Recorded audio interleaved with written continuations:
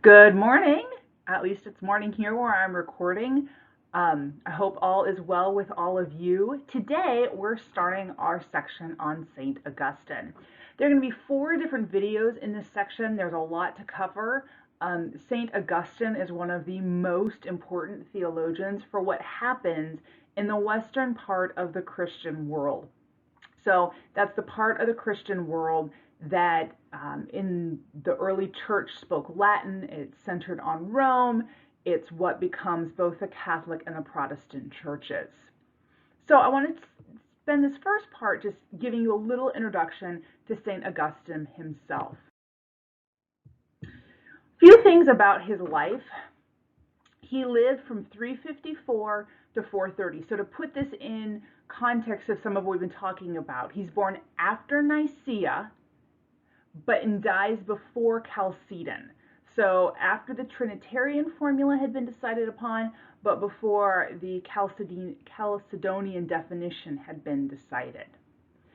He lives in the western part of the empire, so in this red part here, and he is from Africa. I think this is a point that doesn't get enough play in theology, is that possibly after Paul, the most significant theologian for the Western churches is North African. He is an African man who goes at times to Italy, to Rome, to the center of empire, but spends much of his life in Africa and finishes his life in Africa.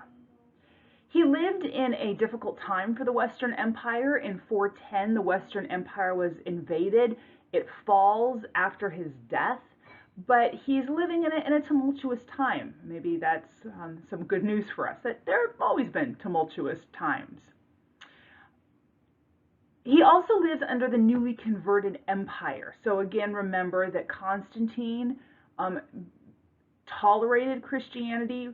Christianity became the official religion of the empire in the late 4th century. But Augustine lives in that time where people are trying to figure out what it means to be a Christian in a context where Christianity has, for the most part, gotten easier. What does it look like to be a Christian if you're not called to martyrdom, or that doesn't seem a live possibility?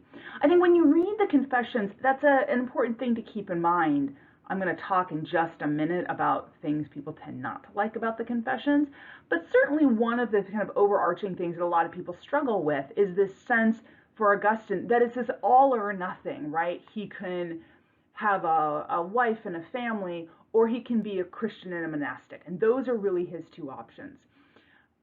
That's possibly just partly Augustine, but it's partly also the time he's living in, with people really wondering what a life of holiness would demand and what it would look like in a situation where, again, the demands of martyrdom, the demands of a really kind of risky obedience have been taken away because of the now toleration by the empire. 2 important things about the intellectual waters that Augustine is swimming in. These come up in the Confessions. The first, he's going to talk a lot about the Manichees, this religion that he participated in for about 10 years. The Manichees are dualists. That means they think that good and evil are equal and opposite forces. And they see the world in those terms, and they see human behavior in those terms. They see this is a fight between good and evil. They also, according to Augustine, have a material conception of God, so that God is material. God is made of stuff.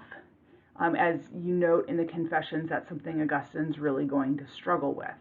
So again, this is issue of an equal and opposite tension in the Manichees. Eventually, Augustine's going to find the Neoplatonists. I'm not going to go a lot into the Neoplatonists, except to say that it has some striking similarities to Christian conceptions of God. Particularly this idea that God is the one, the transcendent, And then there's kind of this diffusion of being from God, this dependent order. Everything is dependent on God. I think what's useful for our purposes to know about Neoplatonism is that it gets Augustine out of dualism. You don't have dualism if you have one ultimate God, but it still leaves him questioning kind of the relationship between God and humanity. There seems to be this chasm for Augustine between God and humanity in Neoplatonism, and he sees Jesus in Christianity as resolving that, as the mediator between the God of Platonism and humanity, and he then is able to think through how it is that God interacts and God saves humanity. Okay, so let's talk a little specifically about the Confessions. They're written around 397. That is about 10 years after Augustine's conversion, 6 years after he becomes a priest, and just shortly after he becomes a bishop. What this tells us is something really important. Augustine did not write the Confessions as a diary.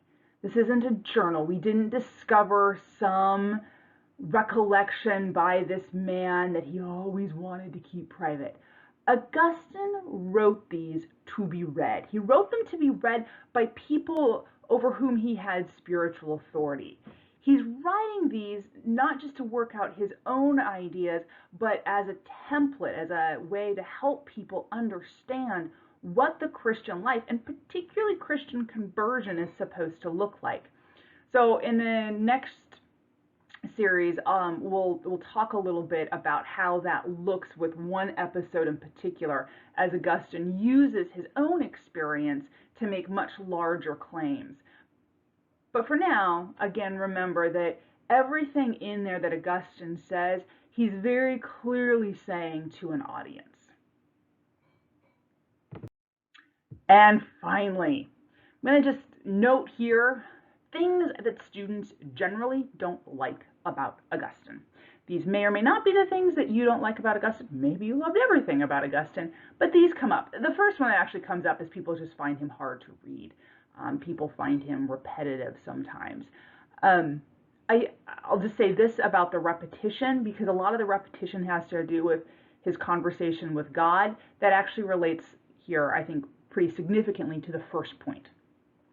People feel like Augustine is beating himself up, that he's very, very hard on himself. And what a lot of people point to specifically has to do with his analysis of his sinfulness as a baby, right? He talks about how bad it is that he wanted milk from his mother, and his selfishness, and people just think, does Augustine know nothing about child development? Well, no, he doesn't. He also doesn't care. That's not his question. What Augustine is really trying to do is this very thorough self-examination to really figure out what is wrong with himself, what is wrong with humanity. But note that he does that in this larger context of assurance of God. So all of those prayers, all that repetition is really the packaging, if you will, in which this self-examination takes place. He knows that he is held by God, and so he can do this very hard work of critical analysis. So when you think about Augustine, please don't think of him as a person with low self-esteem. I don't think there's any evidence of that. He's not despondent. He's not depressed. He is absolutely assured of where he stands before God, and he can therefore undertake this kind of critical evaluation of himself. Another thing that a lot of students note and are really frustrated by is his frustration with his grief over the death of his friends and, to some extent, his mother. They find this very off-putting. Doesn't Augustine know that grief is important? We're allowed to grieve, on and on and on. Yes, and we'll talk more about what Augustine is doing in those passages. You don't have to buy what people think he's doing in those passages, but just know that Augustine isn't calling for stoicism here. He's not saying we shouldn't care about people. He has really significant relationships. In fact, we'll see that relationships are incredibly important in his life. But he's going to make some points about how you should think about those relationships. So hold on to that one. And finally, Augustine's treatment of women, particularly his concubine. Yeah, this just kind of sucks. Augustine, by all accounts, really loved the woman with whom he had a child. She was a major part of his life, but she's never named in this book. We don't know her name. She's sent away, and he talks about his sadness, but we hear nothing from her. Augustine writes in a time where that relationship was pretty typical, that men would have a concubine, or we might think of it as a mistress, someone of a lower station to satisfy their sexual and domestic needs until the woman who it was appropriate for them to marry came along or was of age. There's not a lot to say about this. It's not something that we're going to be comfortable with. I don't think we have to be. I think when you're reading texts from a long time ago, it's important to sort of think about the context, but it's also important or good to sort of think through what the influence of those people has been over time, and are there ways in which good or bad. I think there are cases to be made that a lot of early thinking about women, not all of it, but early thinking about women and sexuality in the church have not always been healthy, have not always had good outcomes. So I think we can look at Augustine in his time period and think about what was he doing in his time, how did this make sense then. It's also fair to say, and as people look at that as a model, as they have allowed his influence to go into areas on issues of gender and issues of sex, what has been the overall implication. And those are both fine things to ask. Okay, up next, we're going to dive into the confession. So before you get to the next video, please grab your book, because I will be referring to that.